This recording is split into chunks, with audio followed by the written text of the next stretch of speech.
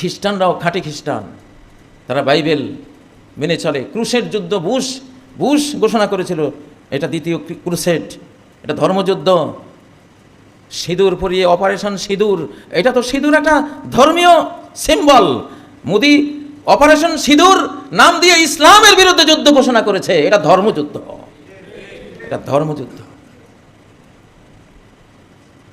তার সাথে জিন, শয়তান, ইবলিসের হাজার হাজার কোটি বিলিয়ন বাহিনী তার সাথে আছে।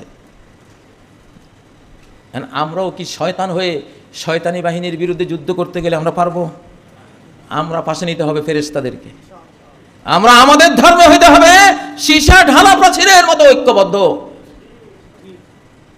ইসলামকে মানতে হবে হৃদয়ের গভীর থেকে, হৃদয়ের গভীর থেকে।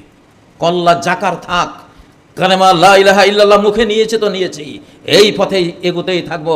এক পা পিছিয়ে যাওয়ার কোনো সুযোগ আমাদের নাই। খাঁটি মুসলিম হন।